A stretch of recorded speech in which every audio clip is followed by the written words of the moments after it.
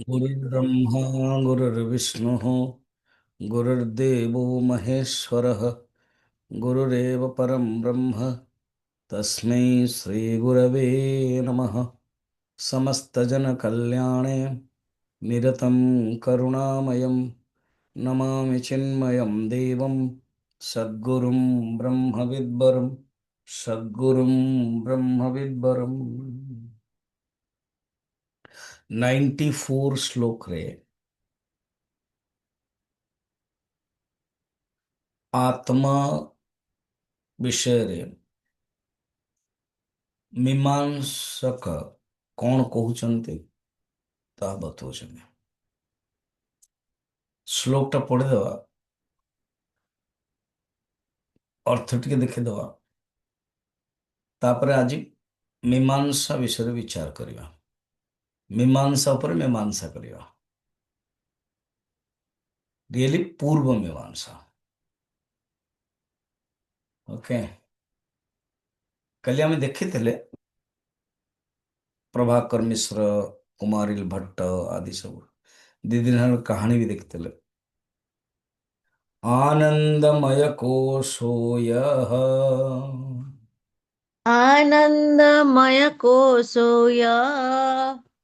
सुषुप्तौ परिशिष्यते सुसुप्तौ परिशिष्यते। अस्पष्टचित्स आत्मेषाम् अस्पष्टचित्स आत्मेषाम् पूर्वकोशोऽस्य ते गुणाः। पूर्वकोशोऽस्य ते गुणाः। अच्छा, मैंने पंचकोश विचार देखिଛନ୍ତି अनेक ग्रंथरे, तत्वबोध, आत्मबोध, विवेक चूड़ामणि। अच्छा, विवेक चूड़ामणि तो मु आपण मानको ओडिया रे भी नहीं, प्लस हिंदी रे मध्य ब्रह्मचारी मानक नहीं। लगभग ब्रह्मचारी मान 110 क्लासेस थिला, ओडिया रे बोधे अधिक अच्छी विवेक चूड़ामणि। बर्तमान जो गीता चलने 5-5 मिनट रो लगभग 540 14 अध्याय एवं आरंभ हो, 13 अध्याय चली सरजीव। फिर 14 15 16 17 18 पर माने आउ 160 दिन पर कौन करे जने मते पटेल और डिभोटी गोटे आइडिया देले, समझे व्हाई नॉट विवेक चूड़ामणि।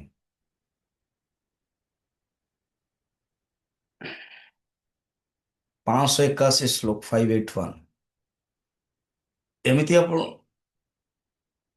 पूरा टोटल 1 घंटा, बहुत लोगों पाखे समय नहीं,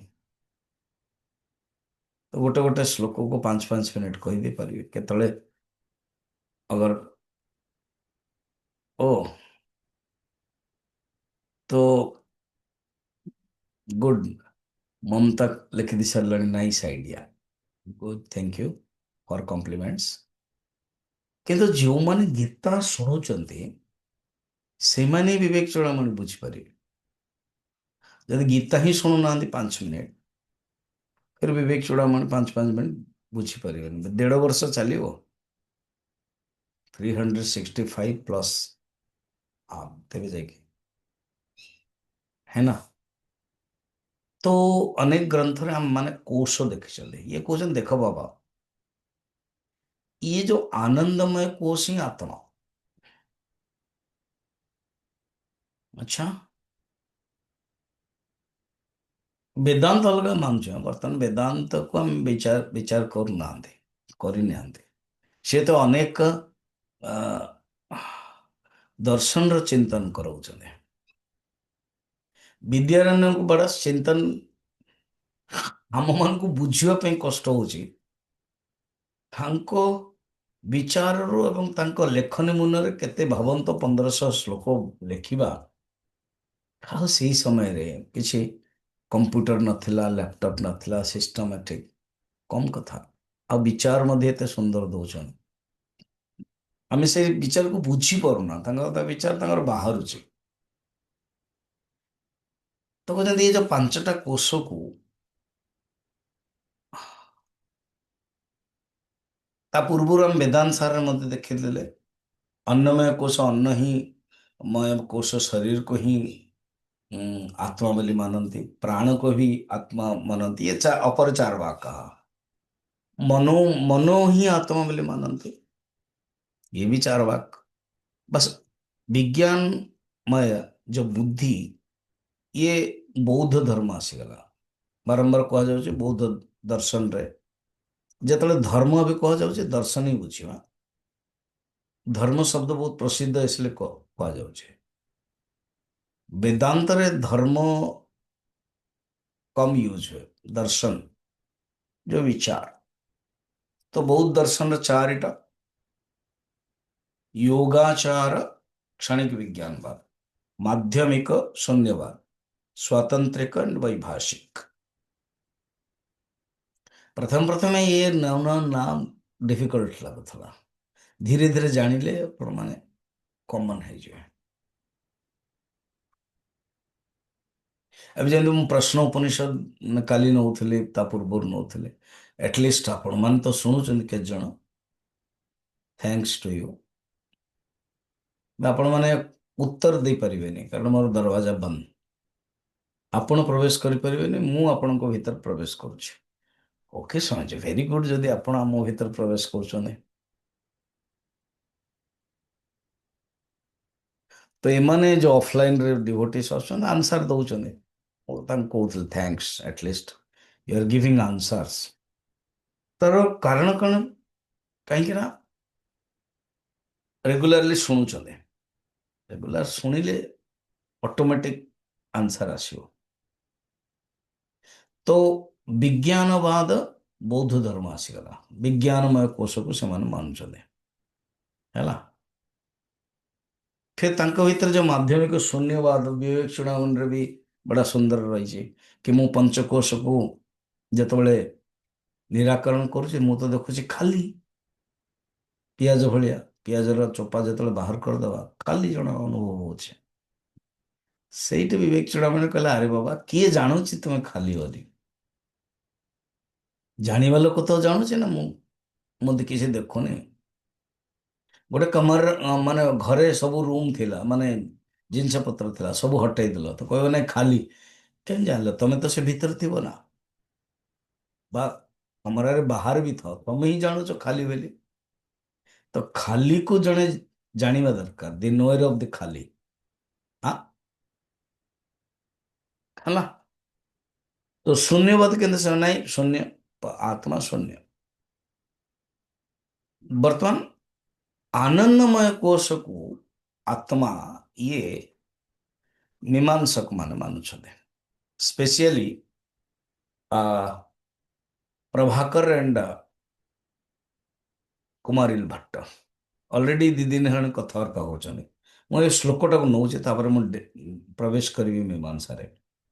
सुसुप्त, सुसुप्त माने सोइवा समय रे अस्पष्ट चित्त, ये जो चेतना, चैतन्य तत्व ज्ञान अस्पष्ट रहे, जड़ात्मक है जाए, यह आनंदमय कोश, ये ही आत्मा। परिशिष्यते से पूर्ण कोश है ये सम आत्मा, अस्यते गुणा। अच्छा, ये जो पूर्व कोश रही आत्मा, परिशिष्यते माने परिशेष, लास्ट है। अन्नमय कोशर आत्मा होची प्राणमय कोश, प्राणमय कोशर आत्मा होची मनोमय कोश, मनोमय कोशर आत्मा होची विज्ञानमय कोश, विज्ञानमय कोशर आत्मा होची आनंदमय कोश। एमती चारोटी कोशर आत्मा होची आनंदमय कोश। यही आत्मा रे इच्छा आदि सब गुण अच्छी, जो गुण विषय हम बुझु देखुले, ज्ञान, द्वेष, कर्तृत्व, प्रयत्न, सुख दुख, धर्म अधर्म आदि ये सब गुण रही। अच्छा, और एक इंटरेस्टिंग कौन, ये जो अन्नमय कोश ना, जो शरीर, आमे भावचे शरीर टा आत्मा पाखरे अच्छे, ଆମକୁ ଦେଖାଯାଉଛି। ଯଦି ଆତ୍ମାକୁ ଏମିତି କରିବା ଗୋଲ, ମୁଁ କେତେବେଳେ କେମିତି ବୁଝାଏ, ଆପଣମାନଙ୍କୁ ବୁଝେଇଛି ବହୁତ ଲୋକଙ୍କୁ, ଆତ୍ମାକୁ ବିନ୍ଦୁ କରିଦିଅନ୍ତୁ, ତ ଏମିତି ଗୋଲ କରିଦିଅନ୍ତୁ ଗୋଟେ ପରିଧି, ତ ସାଙ୍ଗେ ସାଙ୍ଗେ ଆମେ ଅନ୍ନମୟ କୋଷ ଲେଖିବା। ଦେନ୍ ଧୀରେ ଧୀରେ ଯିବା ପ୍ରାଣମୟ କୋଷ, ଆଉ ଗୋଟେ ଗୋଲ, ଫେର ଆଉ ଗୋଟେ ଗୋଲ କରିକି ମନୋମୟ କୋଷ, ଫେର ଆଉ ଗୋଟେ ଗୋଲ କରିକି ବିଜ୍ଞାନମୟ କୋଷ, ଫେର ଆଉ ଗୋଟେ ଗୋଲ କରିକି ଆନନ୍ଦମୟ କୋଷ। ଏଇଠି କଣ ବୁଝା ହଉଛି, ତାମାନେ ଆତ୍ମା ସହିତ अन्नमय को शरीर बहुत नजदीक ଅଛି।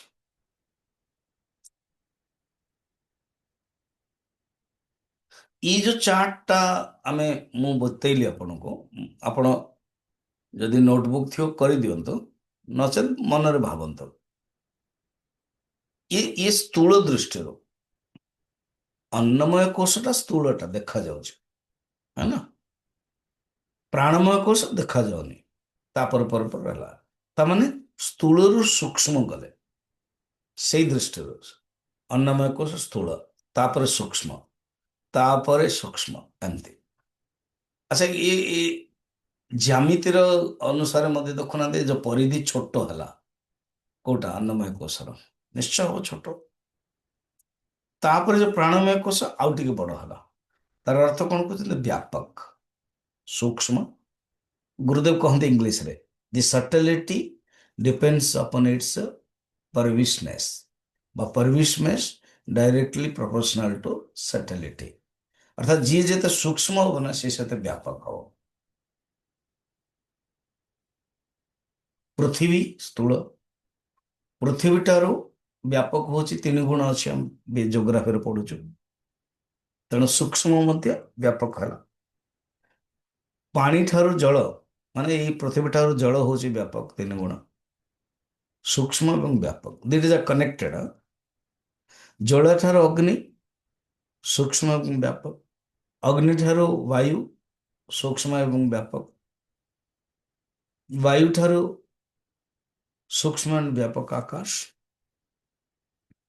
ଦେଖନ୍ତୁ, ଆପଣ ଭଲ ଭାବରେ ଶୁଣନ୍ତୁ, ୟୁ ଲିସନ୍ ଆଟେଣ୍ଟିଭଲି। ଯଦି you are a good student, note down. ଆମେ ଯଦି କ୍ୱେଶ୍ଚିନ୍ ଅଛି, ବି ନୋଟ୍ ଡାଉନ୍, ଯେମିତି କିଛି ଲୋକ ପ୍ରଶ୍ନ ପଚାରୁଥିଲେ, ଫାଇନ୍। ତେବେ ଯାଇକା ଇଣ୍ଟରେଷ୍ଟ ଅଛି ବୋଲି ଜାଣି ହବ, ବୁଝି ହଉଛି ବୋଲି ଜାଣି, କ୍ଲିୟର? ଇଏ ହେଲା ବ୍ୟାପକ। ହଁ ନାଇଁ Swamiji, this is clear, very good.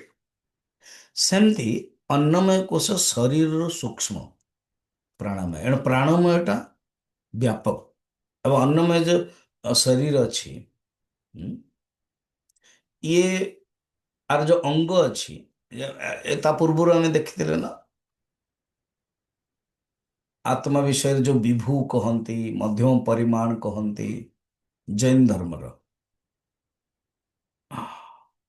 ଆତ୍ମା ଚିଣ୍ଟି ଶରୀରରେ ଚିଣ୍ଟି ଭଳିଆ, ଏବଂ ହାତୀ ଶରୀରରେ ହାତୀ ଭଳିଆ, ତ ଛୋଟ ଏବଂ ବଡ ହେଇପାରେ।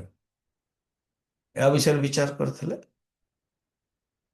ତ କୋଉମାନେ ଶରୀରର ଏକ ଅଙ୍ଗକୁ ହିଁ ଆତ୍ମା ମାନନ୍ତି, ପ୍ରାଣ କିନ୍ତୁ ବ୍ୟାପକ। ବର୍ତ୍ତମାନ ଆମେ ଅନ୍ନମୟ କୋଷ, କୋଷ ବିଷୟରେ ବିଚାର କରୁଛନ୍ତି। ତ ଅନ୍ନମୟ କୋଷରୁ ସୂକ୍ଷ୍ମ ପ୍ରାଣମୟ କୋଷ, ପ୍ରାଣମୟ କୋଷରୁ ସୂକ୍ଷ୍ମ ମନୋମୟ। ପ୍ରାଣଟା ଜଡ଼, କିନ୍ତୁ ମନ ଏଟଲିଷ୍ଟ ଚେତନ ଅଛି, କାହିଁକି ଚେତନଟା ଉଦ୍ଧାର ଆଣିଛି ସିଏ, ବା ପ୍ରାଣର କଣ୍ଟ୍ରୋଲ ମନ। ମନୋମୟ କୋଷରୁ କଣ୍ଟ୍ରୋଲ ହଉଛି ବିଜ୍ଞାନମୟ କୋଷ। ମନ ହଉଛି ଇମୋସନାଲ, ବିଜ୍ଞାନ ରେସନାଲ, ବିଚାର।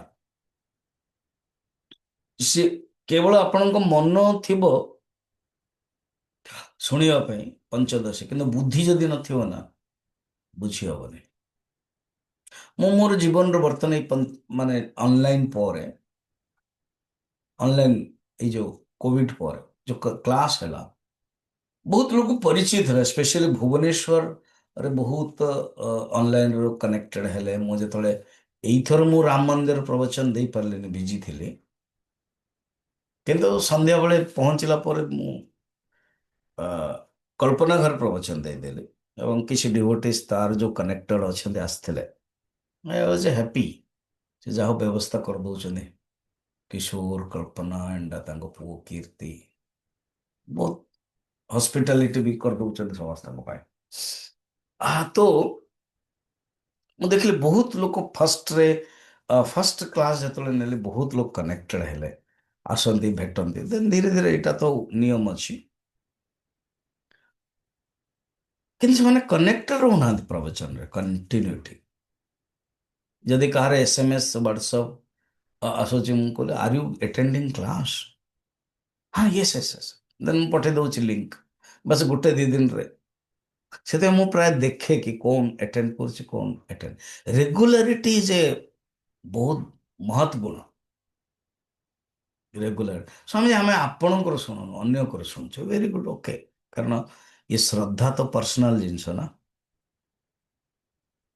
କିନ୍ତୁ ମୋର କହିବାର ବାହୁଲ୍ୟ, 20 ବର୍ଷ ପୂର୍ବରୁ ବି ଆପଣ ସେଇ ଗୀତା ଚାଣ୍ଟିଂ କରୁଥିଲେ, 20 ବର୍ଷ ପୂର୍ବରୁ ବି ସେଇ ଭଜନ କରୁଥିଲେ, 20 ବର୍ଷ ପୂର୍ବରୁ ବି ୟା କରୁଥିଲେ, ବର୍ତ୍ତମାନ ବି ସେୟା କରୁଛନ୍ତି।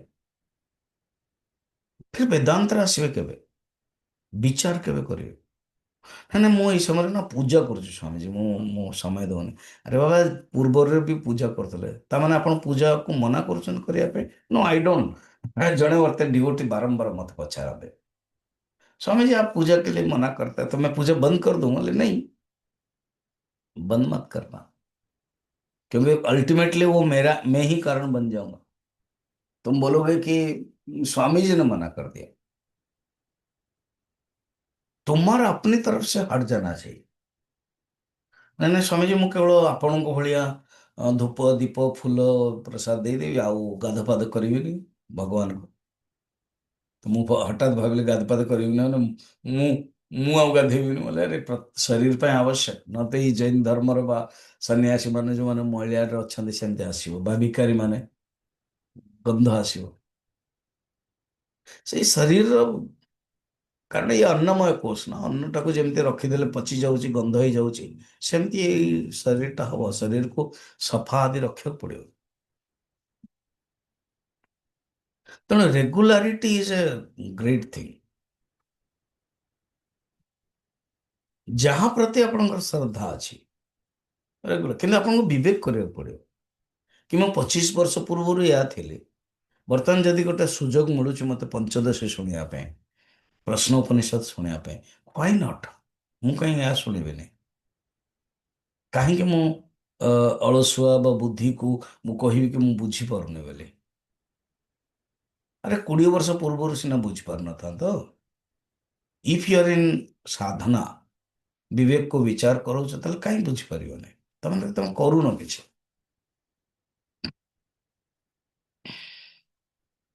ତ ବିଜ୍ଞାନମୟ କୋଷ ହଉଛି ବୁଦ୍ଧି, ବୁଦ୍ଧି ହଉଛି ତେଜ ମନଠାରୁ ସୂକ୍ଷ୍ମ, ବିଜ୍ଞାନମୟ କୋଷ ପରେ ଆନନ୍ଦମୟ କୋଷ ହେଲା ସୂକ୍ଷ୍ମ।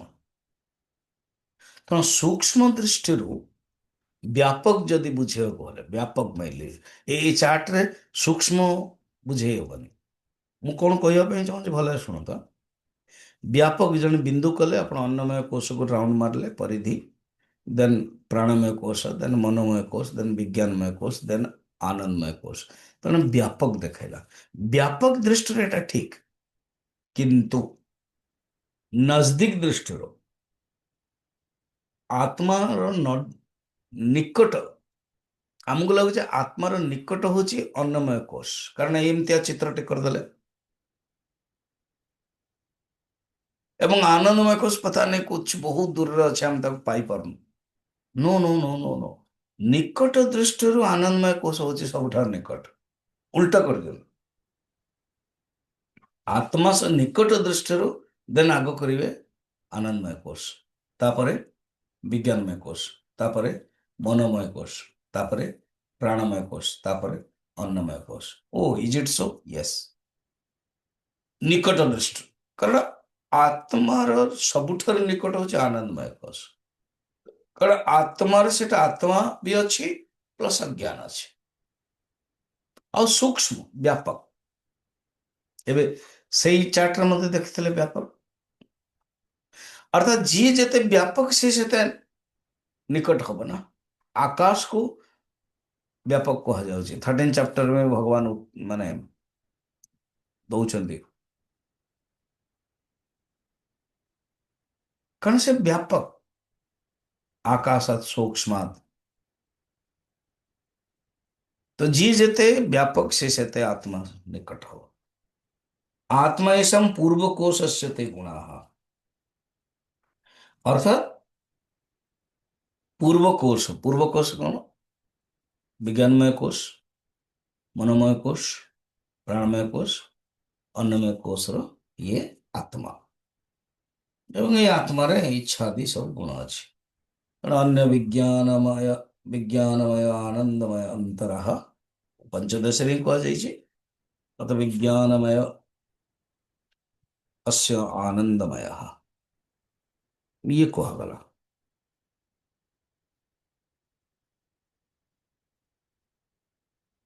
ठीक। अच्छा बर्तमान ये जो टॉपिक टा नौछन ना मीमांसा को नौछन है चलो टे विचार कर दो जे पहले आमर छोटो भाई है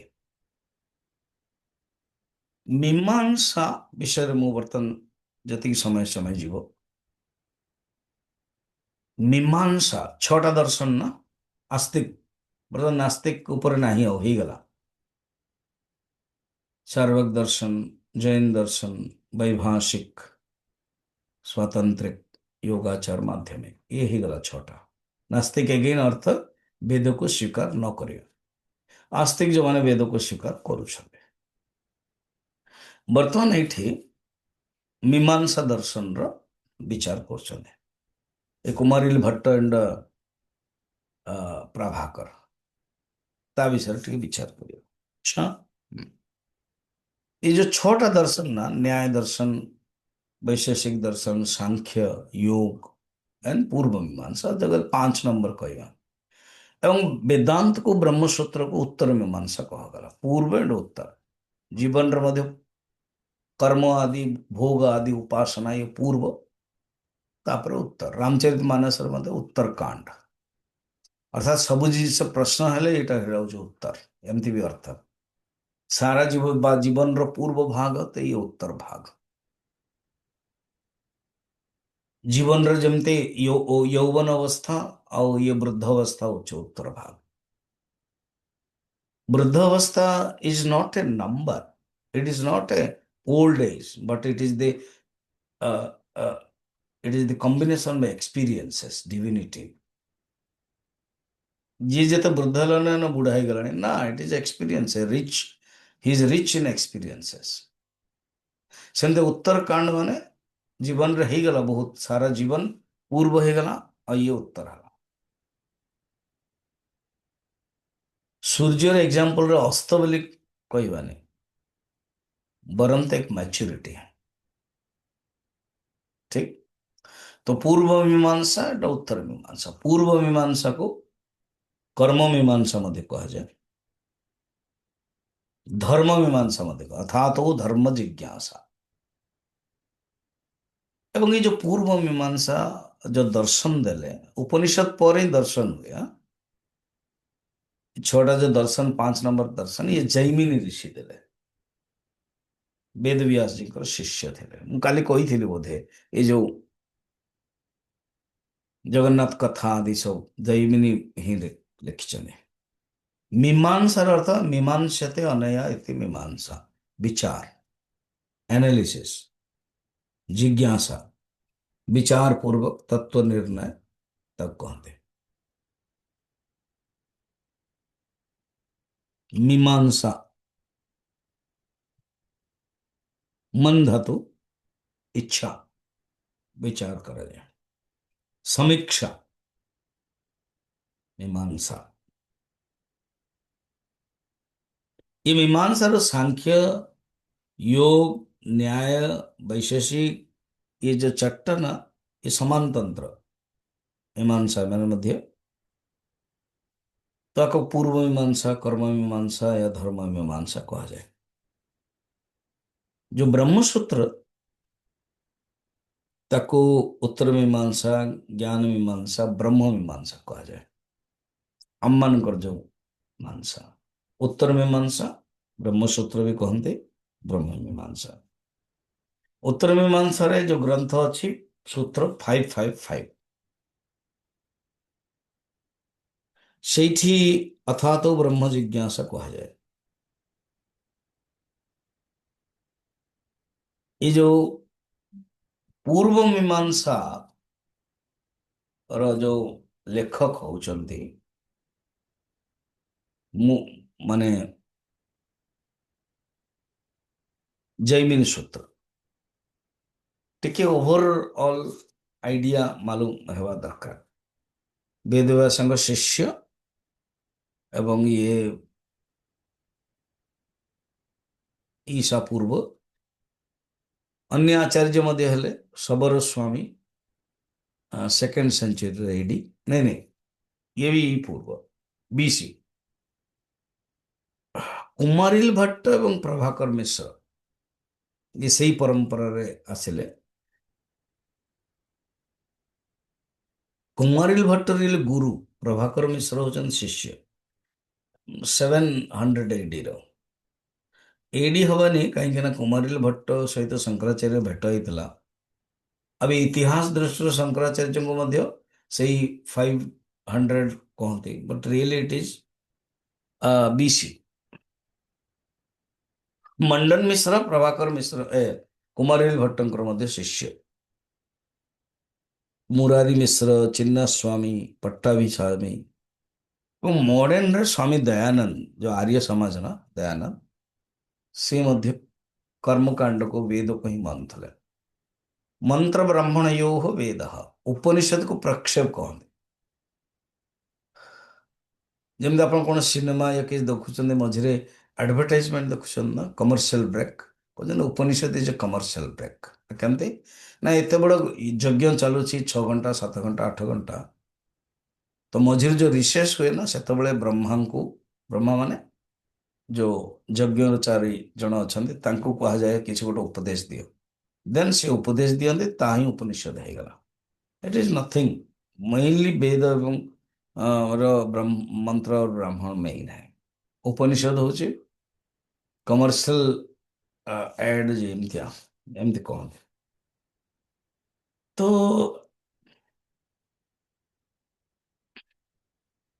ये ଯୋଉ ମୀମାଂସା, ତତ୍ଵ ମୀମାଂସା ଯଦି ଦେଖିବା, ଯେମିତି 4ଟି ମୀମାଂସା, ତତ୍ଵ ମୀମାଂସା, ସୃଷ୍ଟି ମୀମାଂସା एंड साधन प्रमाण मीमांसा एंड साधन व आचार मीमांसा, ଏମାନେ 5ଟା ପଦାର୍ଥ କୁ ମାନୁଛନ୍ତି: ଦ୍ରବ୍ୟ, ଗୁଣ, କର୍ମ, ସାମାନ୍ୟ ଏଣ୍ଡ ଅଭାବ। ଏ ଯୋଉ ଗୁଣ ଶବ୍ଦଟା ଆସିଲା ନା, 24ଟା ଗୁଣ ମାନୁଛନ୍ତି ଏବଂ 11ଟା ନିତ୍ୟ ଦ୍ରବ୍ୟ ମାନୁଛନ୍ତି। 5 ମହାଭୂତ, ଦିକ୍ତତ୍व, କାଳ, ମନ, ଆତ୍ମା, ଅହଙ୍କାର ଆଦି। ଆଚ୍ଛା, ପ୍ରମାଣ ଏମାନେ 6ଟା ପ୍ରମାଣ ମାନୁଛନ୍ତି। 6ଟା ପ୍ରମାଣ, जो प्रत्यक्ष प्रमाण, अनुमान प्रमाण, उपमान प्रमाण, अर्थापत्य प्रमाण, अनुपलब्धि प्रमाण, शब्द प्रमाण। सृष्टि मीमांसा विषय एମାନେ जो ମାନୁଛନ୍ତି, सृष्टि प्रवाही नित्य, ଯେମିତି ବୌଦ୍ଧ ଧର୍ମ ମାନୁଛି ନା क्षणिक विज्ञानवाद, आर कोई कर्ता नहीं, ଖଣ୍ଡ ପ୍ରଳୟକୁ ଏମାନେ ମାନୁଛନ୍ତି। ଏମାନଙ୍କର ଯୋଉ ଜୀବ ଜଗତ ଈଶ୍ୱର ଯୋଉ କନସେପ୍ଟ ନା ମୀମାଂସାର, ये जो अहम प्रत्यय ही जीव माने आत्मा मन सहित संयोग हो आगे श्लोक आसो, सी हूँ जीव। ज्ञान स्वरूप नुह, ज्ञान हूँ गुण, अनेक गुण भितर ज्ञान हूँ गुण, से प्रकट हो जाउछि। कर्मरु ही सृष्टि एवं जीव उत्पन्न होछि। कहते अदृष्ट शब्द मु कही, अदृष्ट शब्द ये जगन्नाथ कथार मध्य अदृष्ट शब्द अच्छी। ईश्वर सिद्धि आवश्यक नहीं, ईश्वर किसी दरकार नहीं, क्या खंडन भी करना अच्छा, विशेष रूप से प्रतिपादन ईश्वर है। योग दर्शन करुच्ची, सांख्य दर्शन आवश्यक नहीं। मुक्ति का स्वरूप बस जीवन ର ଉଦ୍ଦେଶ୍ୟ ହେଉଛି ମୁକ୍ତି। ପଞ୍ଚକୋଶ ବିବେକ ଦ୍ୱାରା ଆତ୍ମା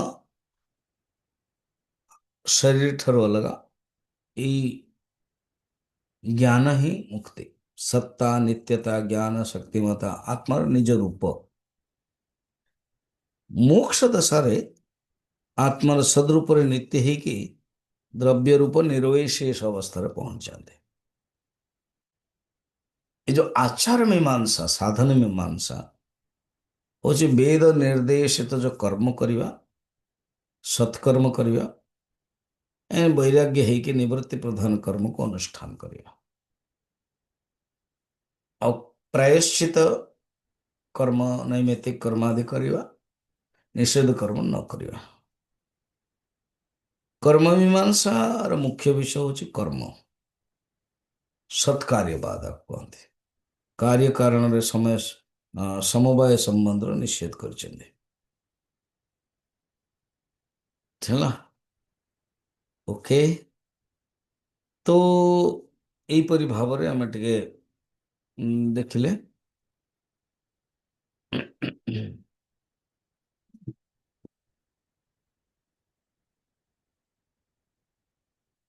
ଏଇ ଯୋଉ ପୂର୍ବ ମୀମାଂସାର ମୁଖ୍ୟ ଯୋଉ ଟପିକଟା ହଉଛି, ମାନେ ଦିଟା ମୁଖ୍ୟତଃ ହେଲେ ସେଇ ପରମ୍ପରାରେ ଶବର ସ୍ୱାମୀ, ତାପରେ କୁମାରିଲ ଭଟ୍ଟ। କୁମାରିଲ ଭଟ୍ଟ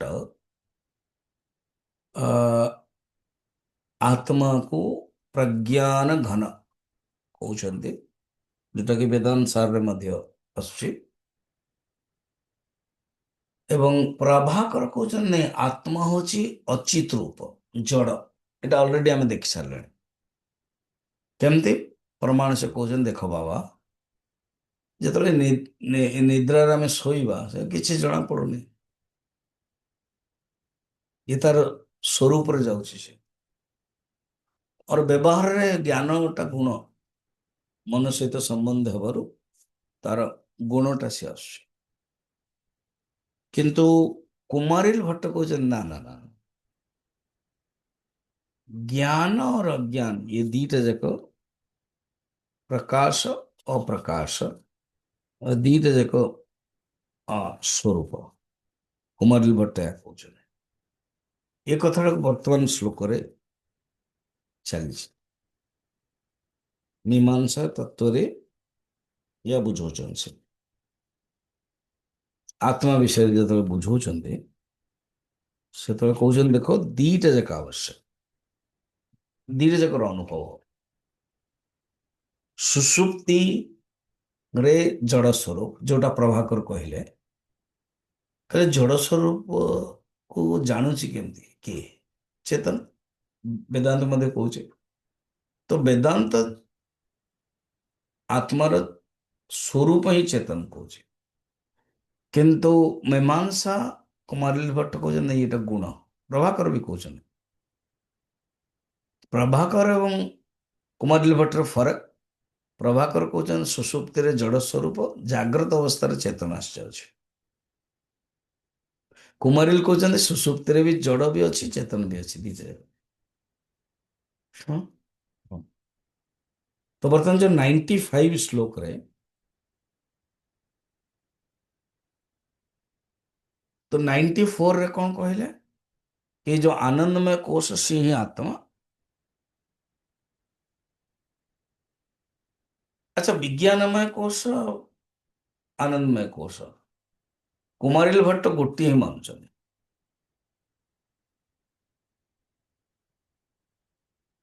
ସୁଷୁପ୍ତି ଅବସ୍ଥାରେ ମନ ଏବଂ ଆତ୍ମା ଅଲଗା ଅଲଗା ହେଇଯାଉଛନ୍ତି। ଜାଗ୍ରତ ଅବସ୍ଥାରେ ମନ ଓ ଆତ୍ମା ସଂଯୋଗ ହେଇକି ଯୋଉ ଜ୍ଞାନ ରୂପ ଗୁଣଟା ସେ ଆସିଯାଉଛି। ସୁଷୁପ୍ତିରେ ସମସ୍ତ ଗୁଣ, ଏ ଯୋଉ ଅନେକ 14ଟା ଗୁଣ କୁହାହେଇଥିଲା, ସବୁ ଲିନ ହେଇଯାଉଛି। ଅସ୍ପଷ୍ଟ ଚୈତନ୍ୟ ସେ ରହୁଛି, ଜ୍ଞାନ ର ଅଜ୍ଞାନ।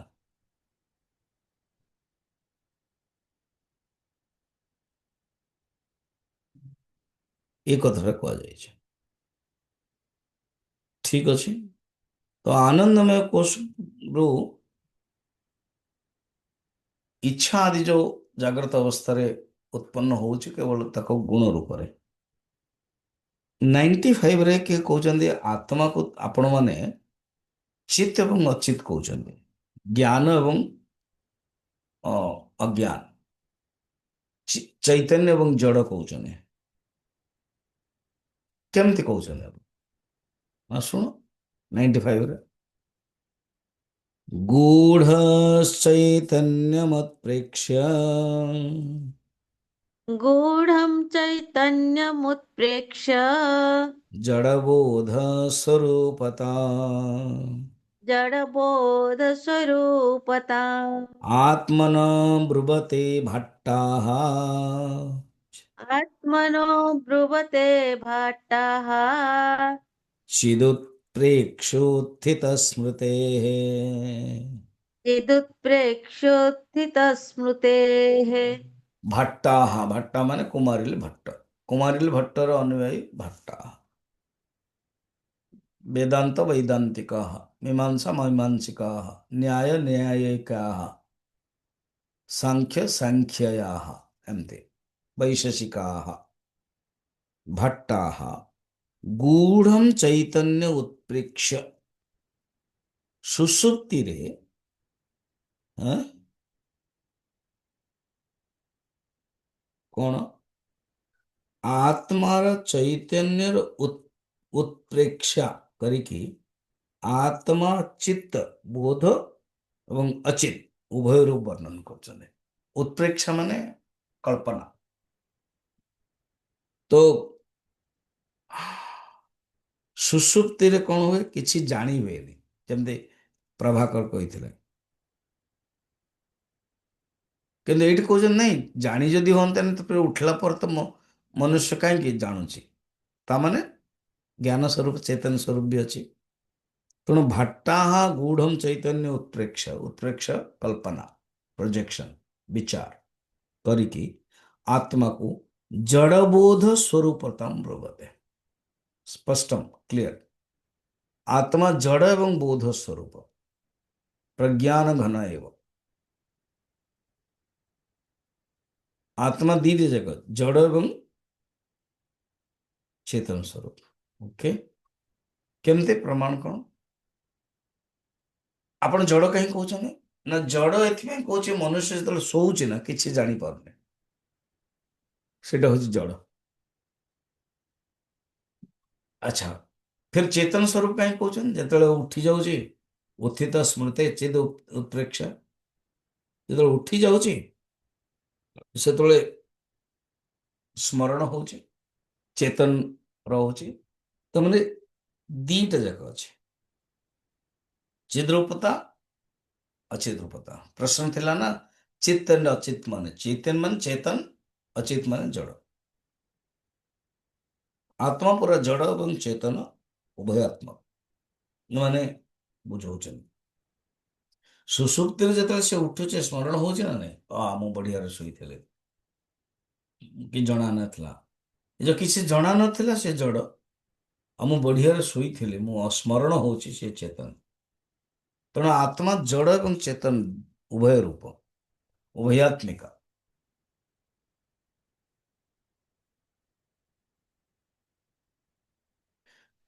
अच्छा, स्मरण हो तार अर्थ से अनुभूति करथिला, बिना अनुभव रे स्मरण भी होबने।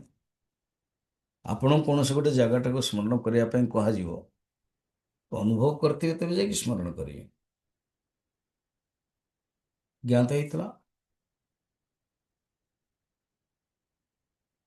तो यहपरि भाव में आगे कहते स्मृति रे काम दौर चिद्रूपर अनुमान करूँ, जड़ रूप अनुमान करूँ। क्लियर कहते 96 रे जड़ो भूत्वा तदा वाप्सम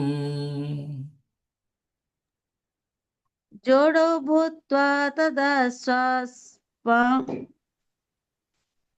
जोडो भूत्वा तदा स्वप्सम् इति जाड्य स्मृतिस्तदा इति जाड्यस्मृतिस्तदा। बिना जाड्यानुभूतिर्न विना जाड्यानुभूतिं न कथञ्चित् उपपद्यते। कथञ्चित् उपपद्यते। कହୁଛନ୍ତି तदा जडः भूत्वा स्वप्समिति जाड्य स्मृति। ଜଡ଼ ହେଇକି ମନୁଷ୍ୟ ଶୋଉଛି କି ଜାଣିପାରୁନି, ଆଇ ଡୋଣ୍ଟ ନୋ ଏନିଥିଙ୍ଗ, ଇଏ ହଉଛି ଜଡ଼ତା।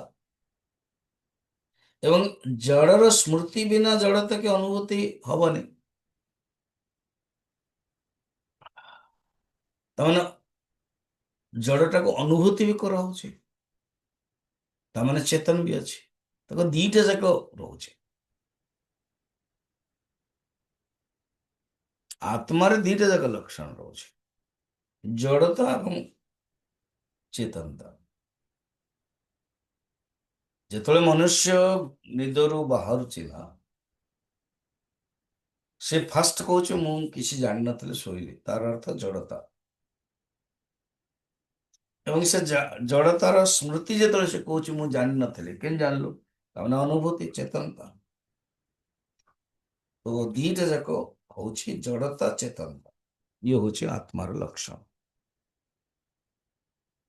ସେମାନେ କହୁଛନ୍ତି ଦେଖ ବାବା, ଆତ୍ମାର ଚିତ और ଅଚିତ ଉଭୟ ରୂପତା ପ୍ରମାଣ ମଧ୍ୟ ଆମେ ଦଉଛୁ। ଆମେ ତ ମାନୁଛୁ ବେଦକୁ। ଆମେ ତ ତମେ ତମେ ମାନେ ତ ବେଦାନ୍ତ ବାଲା କେବଳ ଉପନିଷଦକୁ ବେଶୀ ଢିଣ୍ଡର ପିଟଉଛ। ତମେ ପତାକା ଫେରଉଛ ଉପନିଷଦକୁ, ଯୋଉ ଉପନିଷଦକୁ ଆମେ ପ୍ରକ୍ଷେପ ମାନୁଛୁ। ये जस्ट ଆଡଭର୍ଟାଇଜମେଣ୍ଟ ମାତ୍ର। ଆମେ ବେଦକୁ ହିଁ ମୁଖ୍ୟ ମାନୁଛୁ। ଆଉ ଉପନିଷଦ ତମର କେତେ କି? 4000 ମନ୍ତ୍ର। ଆମ ମାନଙ୍କର ବେଦର କେତେ କି? 96। ତୁଳନା ଦୃଷ୍ଟିରୁ ଦେଖିବାକୁ ଗଲେ, ପରିଣାମ ଦୃଷ୍ଟିରୁ ଦେଖିବାକୁ ଗଲେ ନଥିଙ୍ଗ ୟୁ ଆର୍।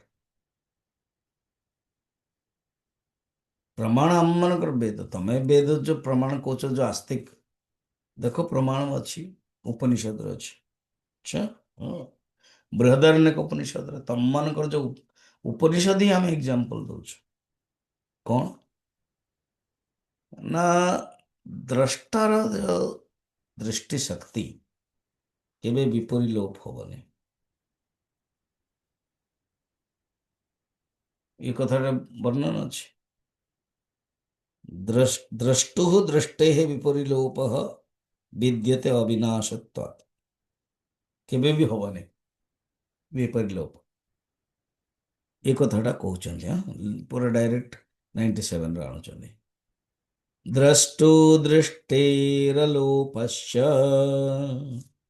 द्रष्टुर्दृष्टेरलोपश्च श्रुतसुप्तौ ततः स्वयम् श्रुतः सुप्तौ ततः स्वयम् अप्रकाश प्रकाशाभ्याम् अप्रकाश प्रकाशाभ्याम् आत्मा खद्योतवद्युतः। आत्मा खाद्योतबद्युतः। ଆଚ୍ଛା, ଏମିତି ଗୋଟେ ବେଦାନ୍ତ କହିଲା ତୁମକୁ, अरे ये पूर्व मीमांसा ना? हाँ।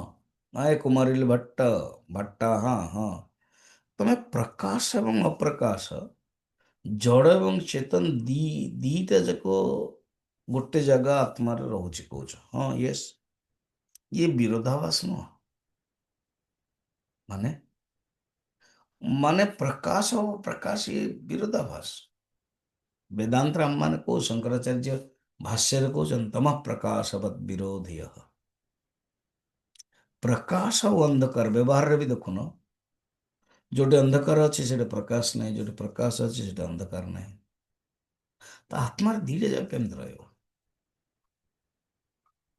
ଏଣୁ ଏ ଠିକ ଜମୁନି। କଣ ଜମୁନି? ବ୍ୟବହାରରେ ବି ଅଛି, ଏକ୍ଜାମ୍ପଲ ଦରକାର ତମକୁ ନା? ହଁ। ଖଦ୍ୟୋତ ଭତ୍ୟୁତ। ଖଦ୍ୟୋତ ମାନେ ଗୋଟେ କୀଡ଼ା ଥାଏ, ଯୁଗ୍ନୁ। ଯୁଗ୍ନୁକୁ ଖଦ୍ୟୋତ କହନ୍ତି। ଜୁଳୁଜୁଳିଆ ପୋକ କହନ୍ତି ଆମ ଓଡ଼ିଆରେ। ତ କଣ ହେଲା ନା, ଜୁଳୁଜୁଳିଆ ପୋକରେ ତମେ ଜାଣିଛ ନା କଣ, ତା ଭିତରୁ ପ୍ରକାଶ ଆସୁଥିବ ବନ୍ଦ ହଉଥିବ, ଆସୁଥିବ ବନ୍ଦ ହଉଥିବ। ଆରେ ଇଏ କ୍ଷଣିକ ବିଜ୍ଞାନବାଦ ଭଳିଆ। क्षणिक विज्ञानवाद रे कौन हुए, विज्ञान आसिला फिर मरीगला फिर नुआ उत्पन्न होला। ଏଇଠି କଣ ହବ, ଦିଟା ଯାକ ଅଛି, ଗୋଟେ ଆଉ ଗୋଟେ, ଗୋଟେ ଆଉ ଗୋଟେ, ଜଡ଼ ଚେତନ, ଜଡ଼ ଚେତନ। ଏକ୍ସାମ୍ପଲ ଜୁଳୁଜୁଳିଆ ପୋକ, ଇଏ ଯୁଗ୍ନ ଜୁଳୁଜୁଳିଆ ପୋକର ଗୋଟେ ଏମିତିଆ ସେମାନେ ଦେଖିଛନ୍ତି ଭଲ ଅମାବାସ୍ୟାରେ ଭଲରେ ବଢିଆ ଦେଖାଯାଏ ରାତ୍ରିରେ। ପୋକଟି କଣ ପ୍ରକାଶ କରଉଥିବ, ବନ୍ଦ ହଉଥିବ, ବନ୍ଦ ହଉଥିବ, କରଉଥିବ, ଦିଟା ଯାକ ସମ୍ଭବ ଗୋଟେ ଜାଗାରେ।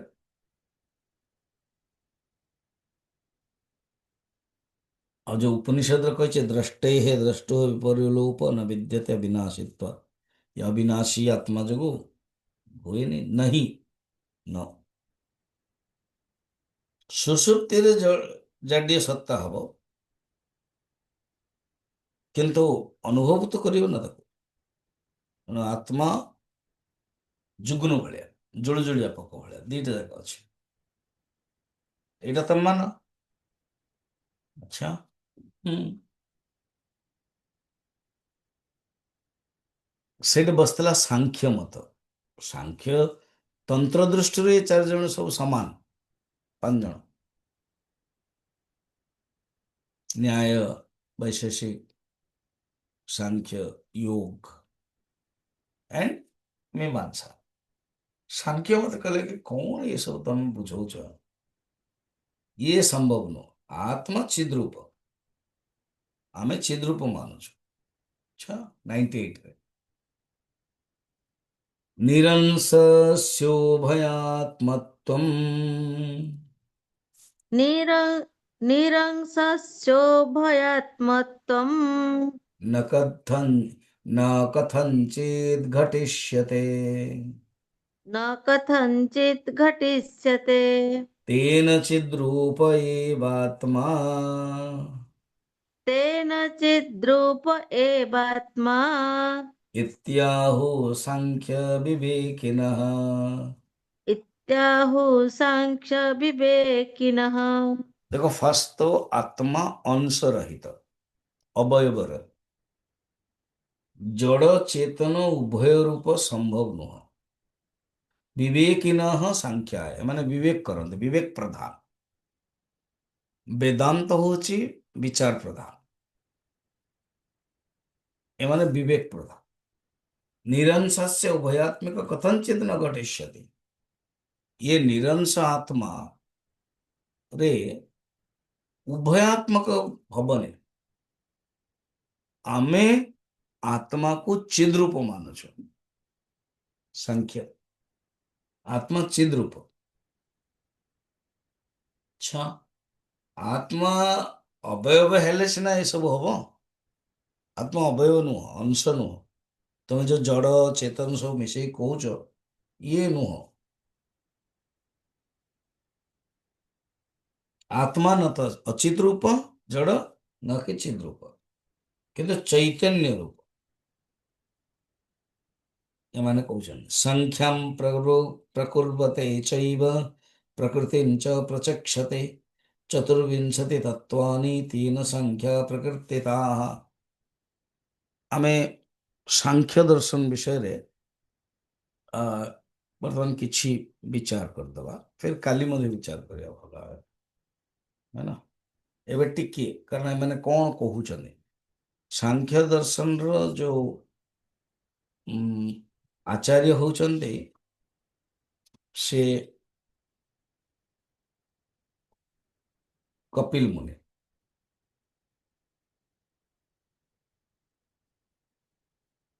तो कपिल मुनि को माना जाउछि बहुत पुरातन ये, कारण उपनिषद रे मध्य कपिल मुनि विषय वर्णन अछि। चलते टिके सांख्य दर्शन विषय रे माने प्रधान सांख्य दर्शन रे आसिला, से कहउछन नै आत्मा चेतन स्वरूप। कपिल मुनि बहुत पुराना ये। हम्म। शंकराचार्य मध्य गीतार 6 चैप्टर रे कहउछन्दी जोग दर्शन सांख्य दर्शन को मानुछन। अन्य आचार्य मध्य थिले ईश्वर कृष्ण, वाचस्पति मिश्र मध्य सांख्य दर्शन, विज्ञान भिक्षु, ମୁଖ୍ୟ ଗ୍ରନ୍ଥ ନ ସାଂଖ୍ୟ ସୂତ୍ର ସାଂଖ୍ୟ କାରିକା ଆଦି ସବୁ। ତତ୍ତ୍ୱମୀମାଂସା ଦୃଷ୍ଟିରୁ ସାଂଖ୍ୟ ଦର୍ଶନ ମାନୁଛନ୍ତି ପ୍ରକୃତି ଏବଂ ପୁରୁଷ ସ୍ୱତନ୍ତ୍ର ସତ୍ତା।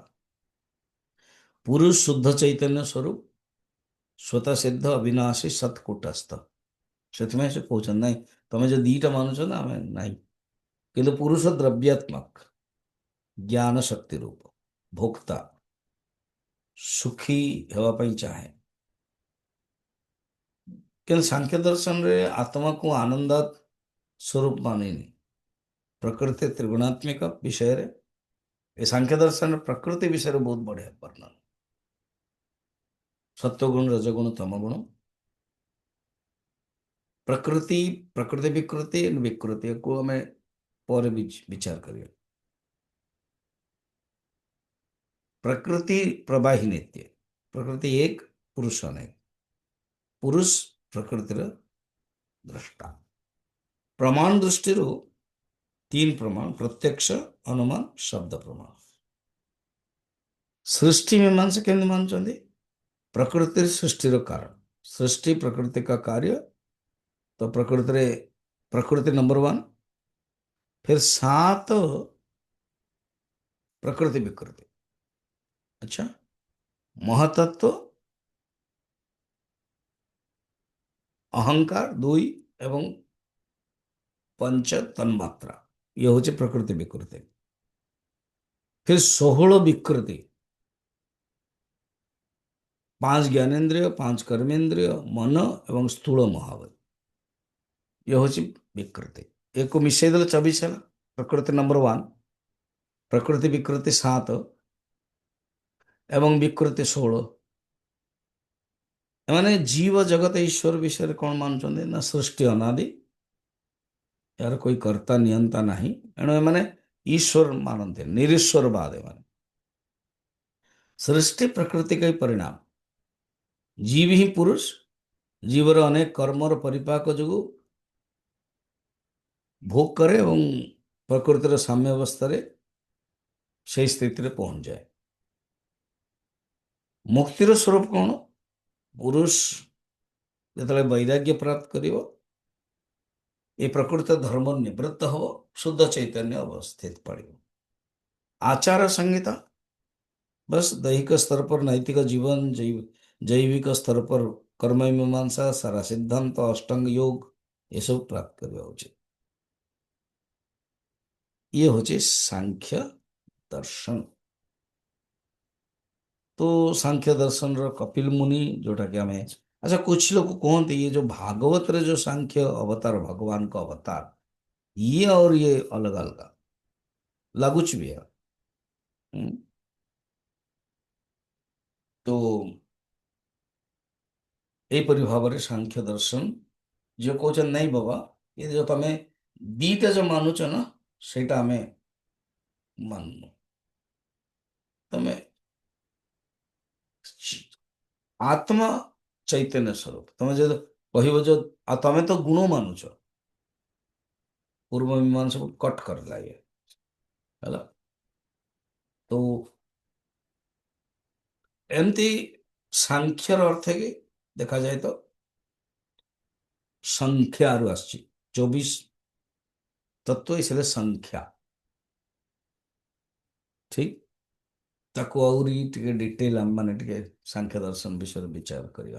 कारण सृष्टि दृष्टि ना सृष्टि रो प्रसंग रे सांख्य दर्शन को हम माने स्वीकार करुचु। सृष्टि विषय बहुत सुंदर सिस्टमेटिक बड़े 24 प्रकृति जिनते देखले, फर्स्ट प्रकृति प्रकृति विकृति 7 विकृति, ये आम वेदांत मध्य सृष्टि रे स्वीकार करूँ। कारण आम मान छोट भाई है सांख्य दर्शन, तो आउरी टिके देखिया काली। ओके, ओम पूर्णमदः पूर्णमिदं पूर्णात् पूर्णमुदच्यते पूर्णस्य पूर्णमादाय पूर्ण